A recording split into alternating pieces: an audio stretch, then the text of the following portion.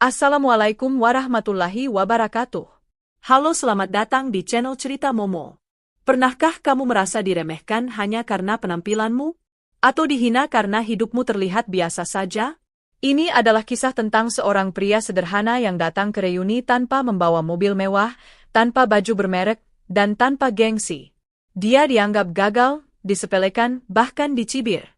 Tapi tak ada yang tahu, di balik senyumnya yang tenang, tersimpan rahasia besar yang akan mengubah cara mereka memandang hidup dan arti dari kesuksesan yang sesungguhnya. Siapkan hatimu untuk sebuah kisah yang bukan hanya menyentuh, tapi juga membuka mata dan menginspirasi. Karena kadang, orang paling hebat adalah dia yang paling kita remehkan. Sebelum lanjut ke cerita, ayo langganan di channel Cerita Momo. Beri like pada video ini dan tulis bismillah di kolom komentar. Selamat menyaksikan. Suara notifikasi ponsel berbunyi di ruang kerja kecil yang hanya diterangi cahaya lampu meja. Sandy menatap layar ponselnya dengan alis mengernyit, membaca pesan dari grup WhatsApp alumni SMP Angkatan 2009. Pesan itu datang dari Eko, salah satu teman lamanya yang kini cukup aktif sebagai penghubung antar teman-teman lama. Guys, buka bersama yuk. Udah lama banget gak ketemu. Gimana kalau Sabtu malam ini? Di restoran Lestari? Tempatnya cozy, makanannya enak. Setuju? Sandy memandangi pesan itu cukup lama. Sudah hampir 10 tahun sejak ia terakhir bertatap muka dengan sebagian besar teman SMP-nya. Ia bahkan nyaris tak mengenali beberapa nama di grup tersebut. Namun, ada sesuatu yang menarik di hatinya. Mungkin karena kerinduan, atau mungkin hanya rasa ingin tahu tentang bagaimana kehidupan mereka kini.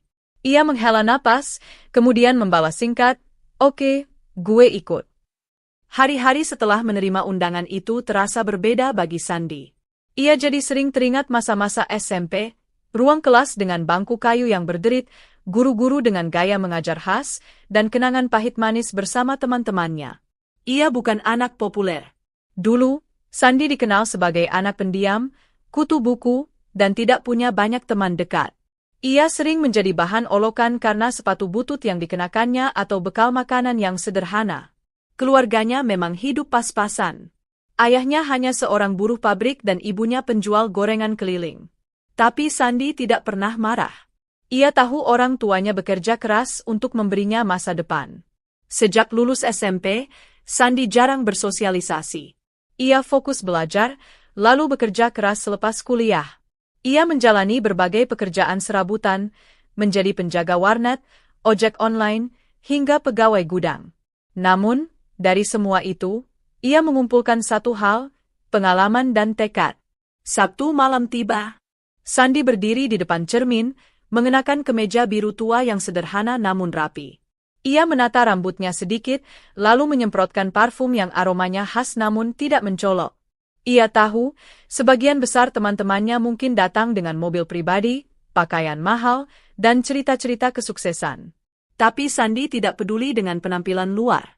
Ia sudah terbiasa diremehkan. Dengan sepeda motornya yang sudah menua namun masih tangguh, Sandy melaju menuju restoran Lestari. Jantungnya berdetak lebih cepat dari biasanya, bukan karena gugup, tapi karena ia tahu malam ini akan mengubah banyak hal. Sesampainya di restoran, ia melihat beberapa temannya sudah datang. Ada yang berpakaian formal, ada yang santai namun tetap menunjukkan gaya hidup mapan. Mobil-mobil mahal terparkir rapi di halaman. Suara tawa dan obrolan penuh nostalgia terdengar hingga keluar. Saat Sandy masuk, beberapa kepala menoleh. Itu Sandy ya? Sandy siapa? Yang dulu sering duduk paling pojok, tuh. Anak yang suka bawa nasi bungkus dari rumah. Beberapa senyum menyambutnya, sebagian lainnya hanya melirik cepat dan kembali ke obrolan masing-masing. Sandy tetap tersenyum, menyapa siapapun yang menyambutnya, lalu duduk di salah satu sudut meja panjang. Obrolan demi obrolan mengalir, sebagian besar tentang pekerjaan, keluarga, dan pencapaian hidup. Ada yang kini menjadi manajer perusahaan multinasional, ada pula yang membuka bisnis travel dan sering keluar negeri. Ketika giliran Sandy ditanya, ia menjawab singkat, "Ya, saya kerja di bidang kuliner. Baru mulai beberapa tahun ini." Beberapa teman mengangguk, tapi jelas terlihat bahwa tak ada yang terlalu tertarik untuk mendalami. Salah satu teman bahkan berseloroh, Wah, mantap. Tukang bakso ya, en? Tawa pecah di antara sebagian yang lain. Sandi hanya tersenyum. Ya, semacam itulah. Satu dua teman yang lebih peka mencoba mengalihkan topik. Namun, malam itu tetap menyisakan perasaan asing bagi Sandi. Ia tidak sakit hati, hanya merasa bahwa mereka semua masih melihatnya seperti anak SMP yang dulu, bukan siapa-siapa. Namun ada satu hal yang tidak mereka tahu, usaha kuliner yang dimaksud Sandi bukanlah gerobak bakso biasa. Ia adalah pemilik jaringan restoran yang kini berkembang pesat di 5 kota besar. Dengan konsep modern dan cita rasa lokal yang kuat, restoran miliknya telah menarik perhatian investor besar. Tapi Sandi memang tak pernah merasa perlu untuk pamer. Ia percaya bahwa waktu akan menunjukkan segalanya. Sebelum pulang, Eko sempat mendekatinya. San, makasih udah datang, ya. Senang banget akhirnya lo muncul juga. Sandi tersenyum. Sama-sama. Senang bisa ketemu kalian lagi. Di luar restoran, angin malam berembus pelan. Sandi naik motornya dan melaju perlahan, membiarkan kenangan masa lalu berbaur dengan kenyataan hari ini. Dalam hati, ia tahu, pertemuan ini baru permulaan dari sesuatu yang lebih besar. Keesokan harinya, Sandi kembali menjalani rutinitasnya. Ia bangun pagi, menyeduh kopi, lalu duduk di meja kerjanya yang menghadap jendela kecil. Meskipun sederhana, ruang kerja itu adalah tempat di mana banyak ide bisnisnya lahir. Reuni semalam masih membekas di pikirannya. Meski beberapa teman meremehkannya, Sandi merasa tidak perlu membuktikan apapun. Hidup sudah cukup membuktikan bahwa kerja keras lebih berarti daripada pengakuan semu. Namun ada satu kejadian dari semalam yang terus terngiang-ngiang. Seorang pria yang datang agak terlambat dan duduk di ujung meja, tampak memperhatikan Sandi dengan cara berbeda. Pria itu tidak banyak bicara, tapi tatapannya tajam, seperti sedang menilai sesuatu. Namanya Riko. Ia tidak terlalu dikenal saat SMP, lebih sering menyendiri, tapi dulu terkenal pintar dan disiplin. Setelah acara bubar, Riko sempat menghampiri Sandi di parkiran. San, lo masih di kota ini? Sandi mengangguk, sedikit terkejut. Iya, lo juga? Riko mengangguk sambil tersenyum. Gue lagi buka usaha kuliner. Tapi gue butuh orang buat bantuin kelola satu cabang baru gue. Lo tertarik? Sandi terdiam sejenak.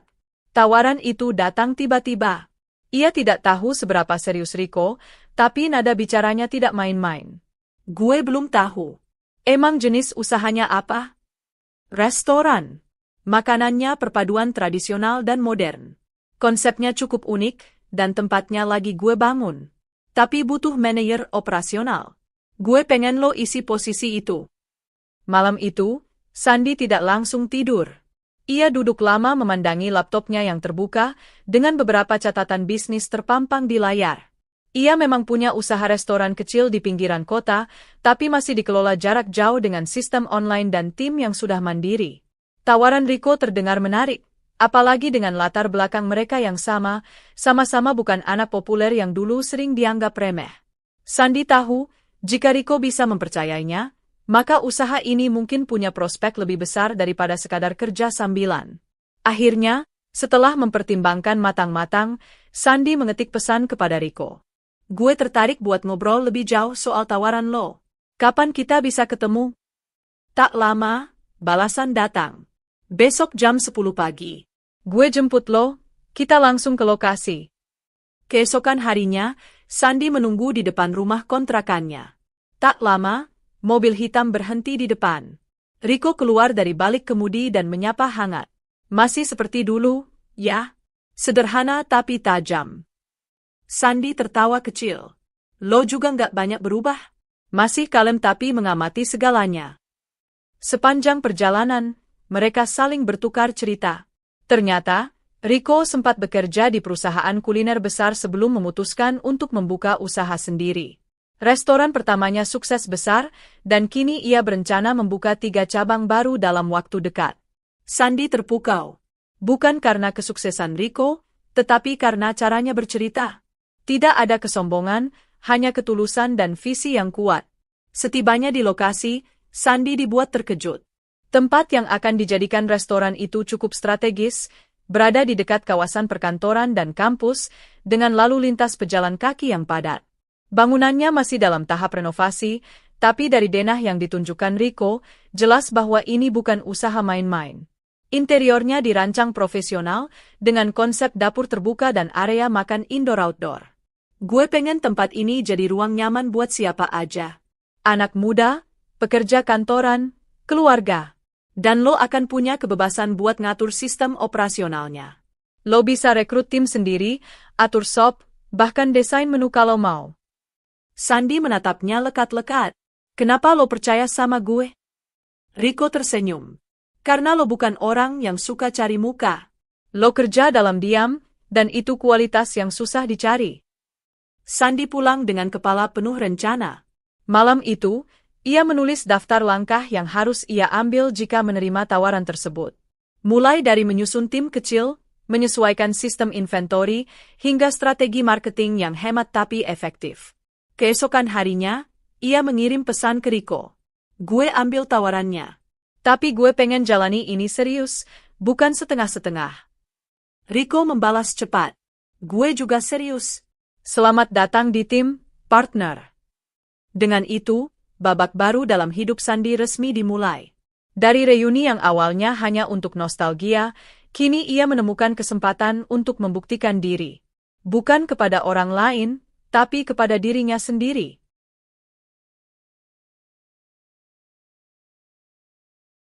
Hari-hari pertama bekerja bersama Rico menjadi pengalaman yang membuka mata bagi Sandy.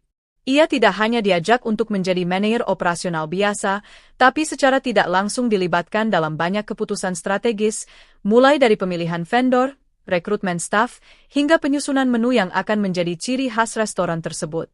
Rico memberikan keleluasaan penuh kepada Sandy, bahkan terkadang seperti membiarkannya memimpin proyek pembukaan cabang baru itu. Meski awalnya merasa kagok, Sandy mulai terbiasa memegang kendali. Ia kembali menyalakan sisi kreatif dan analitisnya yang selama ini hanya digunakan dalam skala kecil untuk bisnis pribadinya. Sandy juga mulai merekrut orang-orang yang ia percaya. 2 mantan rekan dari usaha kulinernya terdahulu, seorang barista muda berbakat, dan seorang koki berpengalaman yang pernah menjadi sous chef di Hotel Bintang 4. Dengan tim yang solid, ia merancang sistem kerja yang efisien namun fleksibel, memastikan bahwa setiap orang merasa dihargai dan memiliki ruang berkembang. Dalam 1 minggu pertama, seluruh tim bekerja dari pagi hingga malam.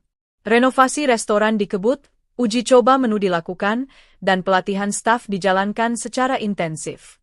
Sandy turun langsung ke lapangan, ikut membersihkan dapur, menyusun furnitur, bahkan sesekali mengantar bahan makanan karena distributor telat mengirim.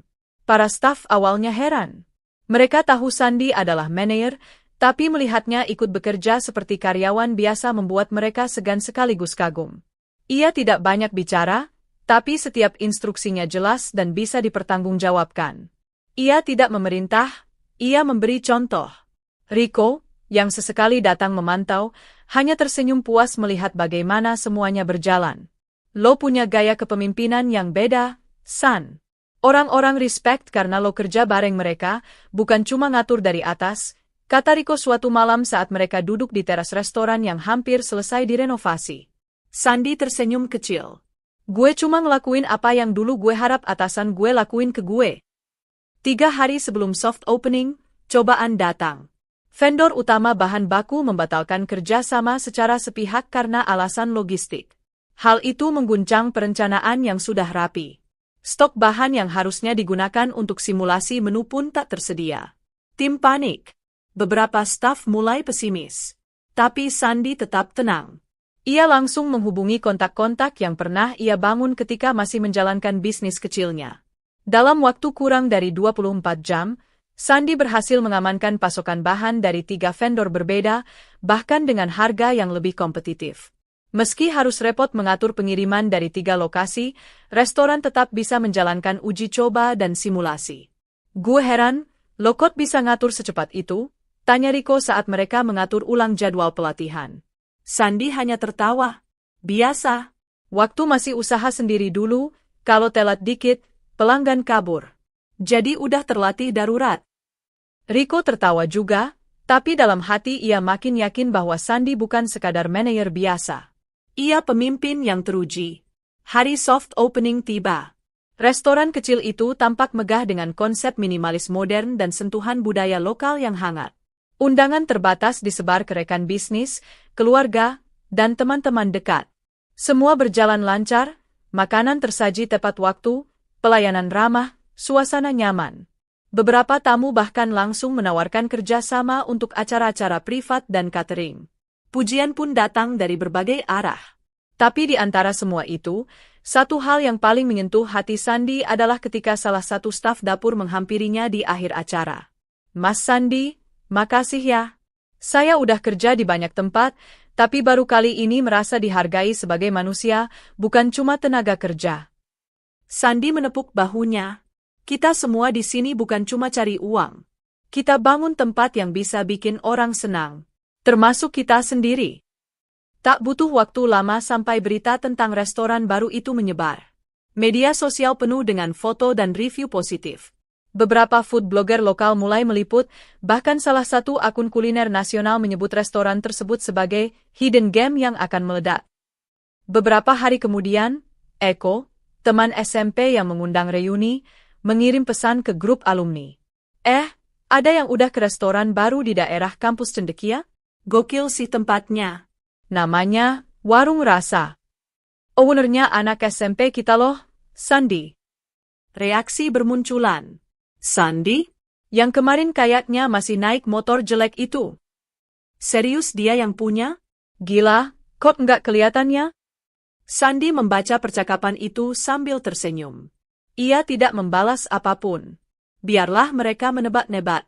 Baginya, yang terpenting adalah hasil kerja keras dan tim yang solid, bukan pengakuan instan. Beberapa hari kemudian, Riko kembali mengajak Sandi bicara. "San, gue ada rencana buat buka cabang kedua di kota sebelah. Tapi gue pengen lo yang pegang penuh. Lo gak cuma manajer, gue mau lo jadi partner. Kita bagi hasil. Gimana?" Sandi menatapnya lekat-lekat. Ia tahu keputusan ini besar. Tapi dari dalam hatinya, ia merasa siap. "Gue siap. Tapi dengan satu syarat." "Apa?" "Kita tetap jaga nilai awal kita, kerja keras, saling hormat, dan rendah hati." Riko mengulurkan tangan. "Deal."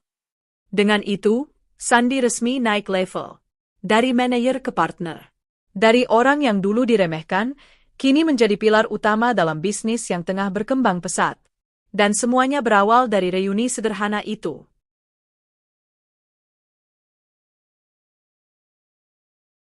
Kesuksesan restoran Warung Rasa membawa angin segar bagi Sandi dan seluruh timnya.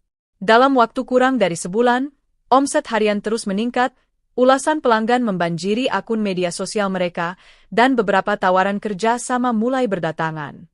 Riko, yang biasanya tenang, kini terlihat lebih sering tersenyum. Namun, di tengah hiruk-pikuk kesuksesan itu, Sandi mulai merasakan sesuatu yang aneh. Ia merasa diawasi. Bukan dalam arti harfiah, tapi setiap kali ia melihat layar ponsel atau membuka media sosial, selalu ada komentar atau pesan anonim yang menyinggung masa lalunya. "Dulu sok miskin, sekarang gaya jadi orang baik." Jangan percaya orang yang dulu ditendang dari proyek karena korupsi kecil. Sandi membaca komentar-komentar itu dengan dahi mengernyit. Ia tahu masa lalunya bersih. Ia memang pernah gagal dalam beberapa bisnis, dan bahkan sempat menjual motor kesayangannya untuk menggaji karyawan. Tapi ia tak pernah bermain curang. Tidak pernah. Ia mencoba menelusuri akun-akun yang mengirim komentar itu, namun semua anonim. Tidak ada foto, tidak ada informasi yang bisa ditelusuri. Ia memilih diam, tak ingin terpancing emosi atau merusak citra restoran yang sedang tumbuh. Suatu siang, ketika Sandi sedang mengecek dapur, seorang pelanggan datang dan langsung memanggil namanya. "San, masih ingat gue?" Sandi menoleh. Seorang pria berdiri di depan kasir, mengenakan kemeja mahal dan jam tangan mewah. Wajahnya familiar, tapi butuh beberapa detik untuk Sandi mengingat. "Reza?" "Reza, teman lo pas SMA. Masih ingat kan? Dulu kita sempet bareng buka usaha kopi kecil itu." Sandi mengangguk pelan. Ingatannya tentang Reza tidak terlalu baik. Usaha kopi kecil mereka gagal karena Reza mengambil sebagian dana tanpa sepengetahuannya. Waktu itu, Sandi memilih diam demi menjaga persahabatan. Tapi sejak saat itu, hubungan mereka renggang. Akhirnya lo sukses juga, bro. Gue denger-denger lo deket sama Riko. Wah, keren sih. Sandi tersenyum datar. Iya, alhamdulillah. Pelan-pelan jalanin aja. Reza tertawa. Lo tau gak? Gue sekarang juga lagi mau buka usaha makanan. Tapi gue butuh tim. Gimana kalau kita kerja bareng lagi? Sandi menatapnya, tidak langsung menjawab. Dalam hatinya, ia merasa ada yang tidak beres. Apalagi setelah kemunculan komentar-komentar aneh itu. Malam itu, Sandi duduk di ruang kerjanya yang kini sudah berpindah ke lantai 2 restoran. Ia membuka folder lamanya, tempat ia menyimpan semua dokumen dan catatan lama. Ia menemukan buku kecil berisi catatan keuangan dari usaha kopi dulu. Tercatat jelas ada perbedaan jumlah modal masuk dan pengeluaran, dan saat itu, satu-satunya orang yang memegang dana adalah Reza. Sandi termenung lama. Ia tak ingin menuduh tanpa bukti baru, tapi kenyataan di masa lalu terlalu jelas untuk diabaikan. Ia pun memutuskan untuk menolak tawaran Reza secara halus. Namun keesokan harinya, rumor mulai beredar bahwa Sandi adalah orang yang pernah menipu rekan bisnisnya. Beberapa komentar di media sosial mulai berbalik arah. Bahkan ada pelanggan yang bertanya langsung saat membayar, "Mas, bener Mas Sandi dulu pernah terlibat penipuan?" Riko langsung mengajak Sandi bicara. "San, ini udah mulai ganggu operasional. Lo mau lapor polisi?" Sandi menggeleng. "Belum. Gue pengen selesaikan ini secara tenang dulu." Ia mengajak Riko melihat buku catatan lamanya, memperlihatkan semua bukti yang ia punya. Riko membacanya dengan serius, lalu mengangguk. "Gue percaya lo. Tapi lo harus siap, San. Orang jahat itu gak berhenti sampai lo hancur atau sampai mereka ditunjukkan salahnya." Sandi memutuskan untuk mengambil langkah berani. Ia menulis sebuah unggahan panjang di media sosial restoran. "Saya, Sandi, ingin berbagi sedikit tentang masa lalu saya. Pernah gagal? Iya. Pernah tertipu? Juga iya. Tapi saya tidak pernah mencurangi siapapun. Saya percaya, bisnis yang baik dibangun dari kepercayaan dan integritas. Terima kasih untuk semua yang tetap percaya dan mendukung." Unggahan itu menjadi viral. Banyak yang memberi dukungan, termasuk pelanggan setia dan beberapa alumni SMP yang dulunya sempat meremehkannya. Bahkan seorang influencer kuliner yang pernah makan di warung rasa ikut membagikan unggahan itu dengan caption, "Pemilik restoran ini tidak hanya masakannya yang jujur, tapi juga hatinya." Di balik layar, Riko juga bergerak cepat. Ia menyewa tim hukum dan digital forensik untuk melacak akun-akun anonim yang menyerang Sandi. Dan seperti dugaan mereka, salah satu akun tersebut terhubung dengan email yang pernah digunakan oleh Reza dalam kerja sama mereka dulu. Tanpa banyak drama, Sandi dan Riko memutuskan untuk mengumpulkan semua bukti dan menyerahkannya ke pihak berwajib. Tapi Sandi tetap memilih tidak mempublikasikan identitas Reza. "Biar hukum yang bicara. Gue cuma pengen fokus sama yang penting, tim gue, restoran ini, dan masa depan," katanya pada Riko. Riko menepuk bahunya. "Dan itulah kenapa lo cocok jadi partner gue." Setelah badai itu, warung rasa semakin dikenal bukan hanya karena makanannya, tapi juga karena nilai-nilai yang dijunjung tinggi oleh pemiliknya. Para pelanggan merasa terhubung secara emosional, dan itu membuat restoran mereka menjadi lebih dari sekadar tempat makan. Beberapa investor mulai melirik, menawarkan perluasan cabang ke kota lain. Tapi Sandi masih berhati-hati. Ia tahu, setiap langkah besar butuh pondasi yang kuat. Namun satu hal yang pasti, ia telah melewati ujian besar.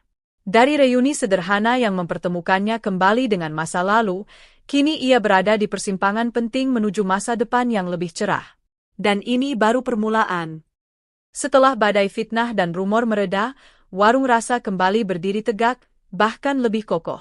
Sandi dan Riko menyadari bahwa ujian itu bukan hanya tentang mempertahankan reputasi, tapi juga tentang membuktikan bahwa nilai-nilai yang mereka pegang teguh benar-benar menjadi pondasi bisnis mereka. Dari sanalah kepercayaan publik tumbuh lebih kuat. Setiap hari, restoran mereka semakin ramai.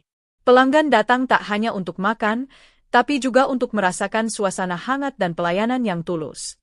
Bahkan, beberapa pengunjung datang hanya untuk bertemu langsung dengan Mas Sandi, pria yang viral karena unggahan jujurnya di media sosial. Tawaran waralaba dan investasi bermunculan dari berbagai penjuru kota. Tapi Sandi dan Rico sepakat untuk tidak gegabah. Mereka ingin memperluas, tapi tanpa mengorbankan kualitas dan integritas. Suatu pagi, Rico datang dengan wajah serius membawa setumpuk berkas. "San, ini dari grup investasi kuliner besar di Jakarta. Mereka nawarin kita buat buka cabang di 5 kota sekaligus. Tapi dengan syarat, mereka yang akan pegang kendali operasional." Sandi membaca berkas itu perlahan. Angkanya sangat menggiurkan. Modal besar, dukungan logistik, branding nasional, bahkan slot di beberapa food court premium di mall-mall elit. Tapi ada satu bagian yang membuatnya berhenti membaca, manajemen pusat berhak memodifikasi konsep sesuai strategi pasar. Sandi menutup berkas itu dan menghela napas panjang. "Gue gak mau restoran ini jadi produk. Gue pengen tetap jadi rumah. Tempat orang bisa datang, makan enak, ngobrol santai, dan pulang bawa rasa hangat." Rico tersenyum bangga. "Makanya gue tunjukin ke lo dulu. Gue juga gak sreg. Kita cari cara lain." Malam harinya, setelah restoran tutup, Sandi mengumpulkan seluruh tim di ruang makan utama. Mereka duduk lesehan, seperti awal mula mereka merancang restoran ini. "Gue pengen denger dari kalian. Kalau kita mau buka cabang, gimana menurut kalian cara terbaik biar tetap jaga rasa, suasana, dan tim yang solid?" Satu persatu mulai angkat bicara. Dari barista hingga staf dapur, semua menyuarakan hal yang sama. Menjaga budaya kerja yang kekeluargaan, memperhatikan detail rasa, dan memastikan setiap staf di cabang baru mendapat pelatihan langsung dari tim inti. Dari diskusi itu, muncul ide menarik. Bukan membuka cabang dengan sistem waralaba atau penyerahan penuh ke investor, tapi membangun jaringan cabang mandiri yang dipimpin oleh anggota tim lama yang sudah terbukti. Kita rekrut dari dalam. Misalnya, kalau Mas Arif yang sekarang kepala dapur di sini, bisa jadi kepala cabang untuk outlet baru. Kita latih dulu, siapkan timnya, lalu buka pelan-pelan, ujar Sandi. Semua setuju. Semangat membara. Bagi mereka, ini bukan hanya tentang membuka tempat makan baru, tapi memperluas keluarga. 3 bulan kemudian, cabang pertama warung rasa di luar kota dibuka di Yogyakarta, dengan konsep yang sedikit lebih modern tapi tetap hangat. Arif memimpin cabang itu dengan penuh semangat, dan pelanggannya langsung ramai hanya dalam 2 minggu. Sandi datang ke sana setiap akhir pekan di awal pembukaan, membantu pelatihan staf dan memantau kualitas. Ia bahkan menyamar sebagai pelanggan biasa untuk melihat bagaimana pelayanan tanpa tekanan. Suatu malam di Yogyakarta, ia duduk di pojok restoran, memesan menu favoritnya, nasi goreng sambal matah dan teh tarik. Seorang ibu muda bersama anaknya duduk di meja sebelah. "Nak, ini tempat makan yang ibu ceritain. Pemiliknya baik banget katanya. Waktu ada teman ibu yang kerja di sini, dia cerita kalau bosnya ikut bantuin masak kalau dapur rame." Sandi tersenyum dalam hati. Ia tak butuh tepuk tangan. Cukup tahu bahwa apa yang ia bangun membawa dampak nyata. Ketika ia kembali ke Jakarta, Rico menyambutnya dengan kabar mengejutkan. "Lo harus duduk dulu, San." Sandi duduk dengan wajah penasaran. Rico lalu meletakkan sebuah surat di atas meja. "Ini dari Menteri Koperasi dan UKM. Kita diundang buat jadi narasumber di Forum UMKM Nasional. Mereka tertarik sama model manajemen kita yang dianggap inovatif dan berlandaskan nilai-nilai sosial." Sandi terdiam. "Serius?" "Serius. Dan bukan cuma itu. Lo pribadi juga diajak buat jadi pembicara tentang kepemimpinan rendah hati dalam bisnis." Sandi menatap surat itu lama. Ia mengingat momen saat dirinya berjalan kaki dari rumah ke tempat jualan kecil di pinggir jalan. Dulu, orang memandangnya sebelah mata. Kini, ia diundang untuk membagikan kisahnya. Ia tak berkata banyak, hanya tersenyum dan mengangguk. "Gue gak nyangka sejauh ini."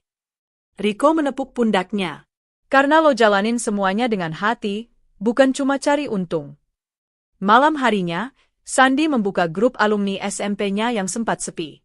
Ia kaget melihat banyak pesan masuk, terutama dari orang-orang yang dulu sempat meremehkannya. "San, Gue denger lo sukses sekarang. Ada lowongan kerja gak? Anak gue baru lulus dan minat kerja di FNB. Gue butuh kerjaan, San. Mau mulai dari bawah juga gak apa-apa? San, boleh gak gue magang di tempat lo? Pengen belajar langsung. Sandy membaca satu persatu pesan itu. Ia tak merasa puas diri atau dendam. Ia hanya tersenyum. Mungkin inilah waktu buat buka lebih banyak pintu, bisiknya pada dirinya sendiri. Warung rasa kini bukan hanya sekadar tempat makan, tapi sebuah gerakan. Nilai-nilai kekeluargaan, kejujuran, dan kerja keras yang dibawa oleh Sandy dan Rico menjalar sampai ke cabang-cabang yang mulai tersebar di beberapa kota. Setiap pegawai diperlakukan sebagai keluarga, bukan sekadar bawahan. Pelanggan pun bisa merasakannya, bahwa makanan yang mereka nikmati di warung rasa punya bumbu yang tidak bisa dibeli di pasar, ketulusan. Tapi seiring makin terkenalnya nama Sandy, tangannya mulai dijangkau oleh lebih banyak orang. Tidak semuanya berniat baik. Beberapa adalah teman lama yang kini melihatnya sebagai jalan keluar dari kesulitan mereka. Termasuk dari lingkaran terdekat, teman-teman SMP-nya. Awalnya, hanya 1-2 pesan pribadi masuk ke akun media sosial dan WhatsApp-nya. Lalu jumlahnya membengkak menjadi puluhan. Semuanya bernada serupa. San, gue lihat lo sekarang sukses banget. Tolong dong, gue butuh kerja. Anak gue belum dapat kerja juga. San, lo inget gue kan? Dulu kita sering main bareng. Gue lagi butuh pinjaman, bisa bantuin gak? San, bantuin gue bangun usaha kecil kayak lo dong. Lo pasti punya modal lebih. Sandy membaca semuanya dengan kepala dingin. Ia tahu, dalam hidup akan ada saat di mana orang melihat kesuksesan sebagai tambang harapan.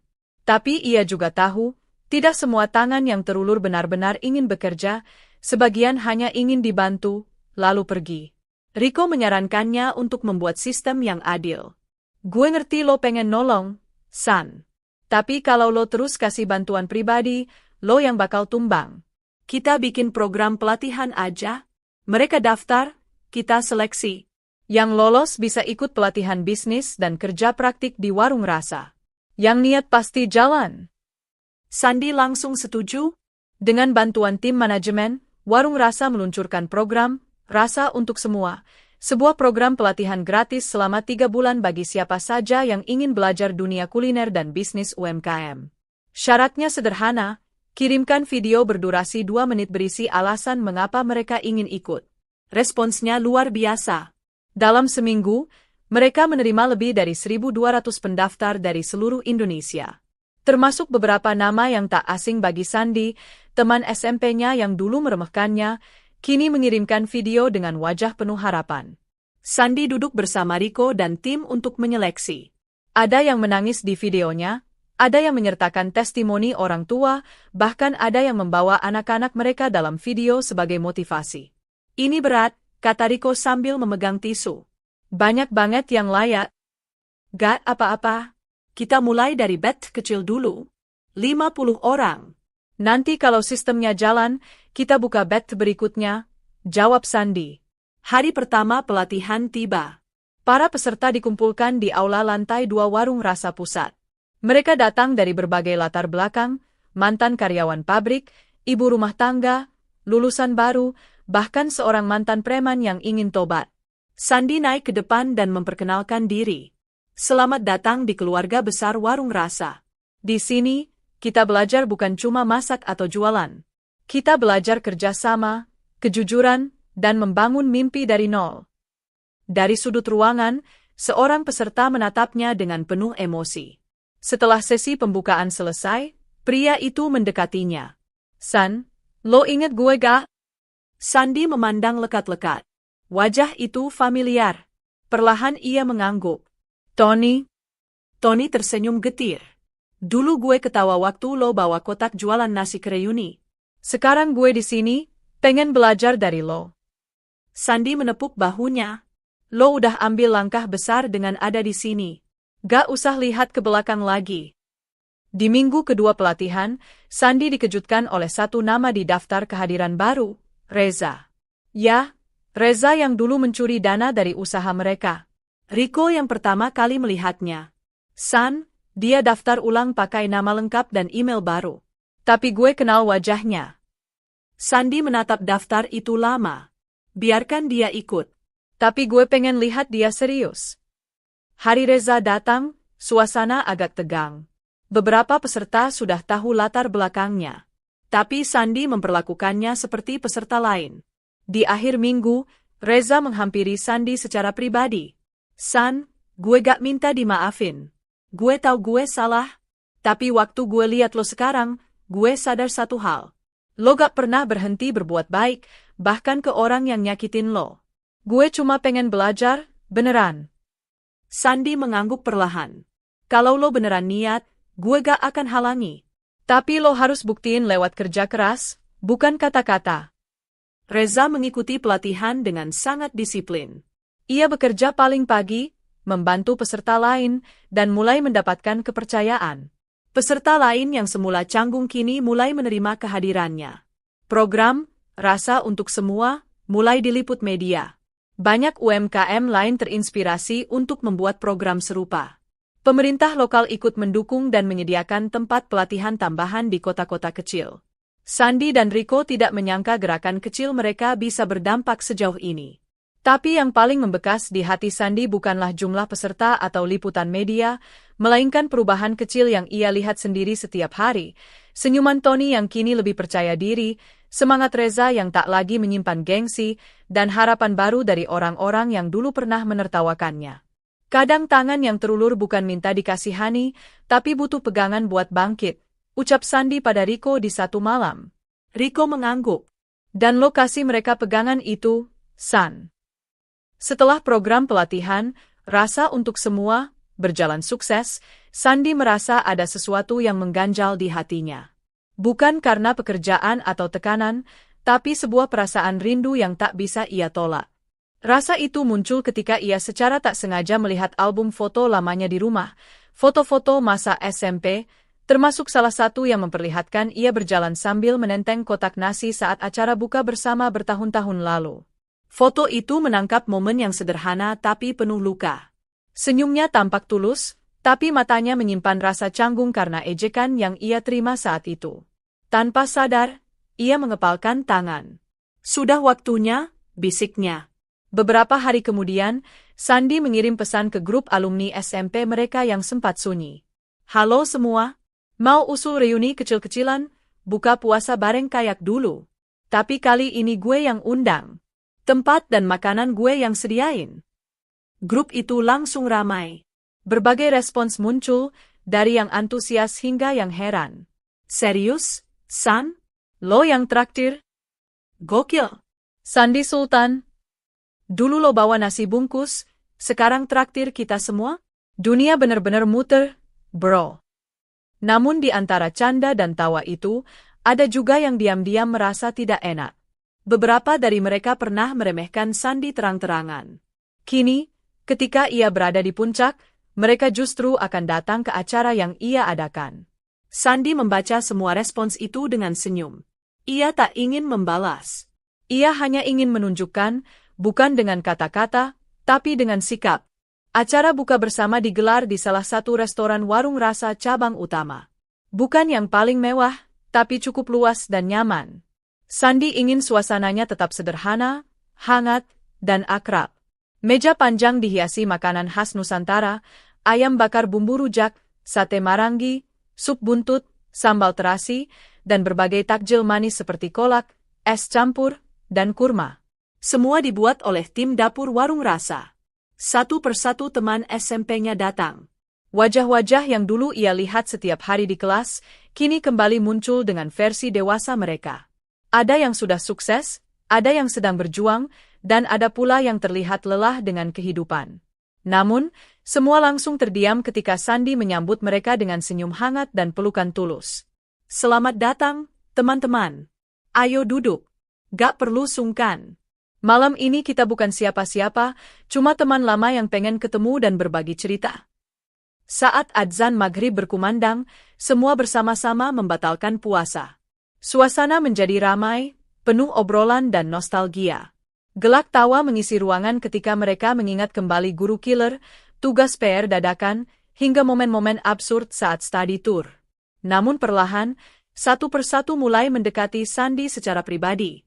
San, gue minta maaf ya. Dulu gue sering ngeledek lo.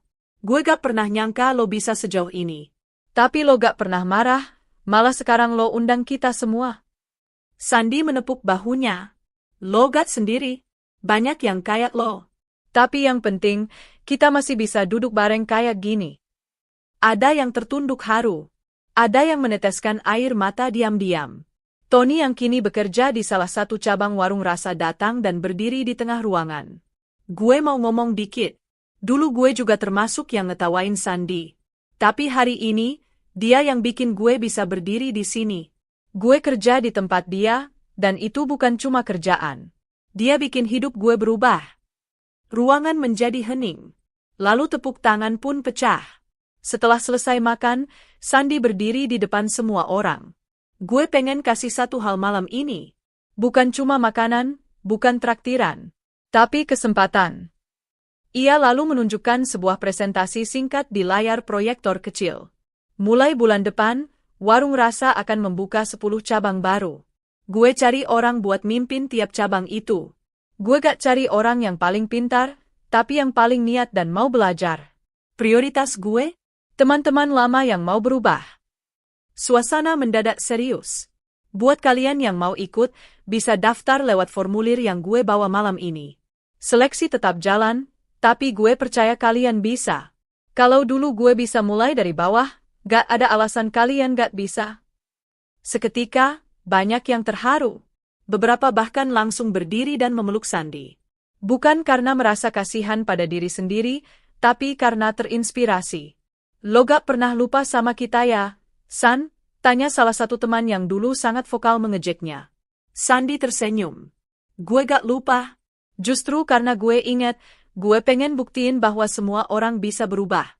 Termasuk kita. Malam itu ditutup dengan sholat Isya berjamaah dan obrolan hangat di teras restoran. Banyak yang membawa pulang lebih dari sekadar makanan, mereka membawa harapan baru. Dan Sandy?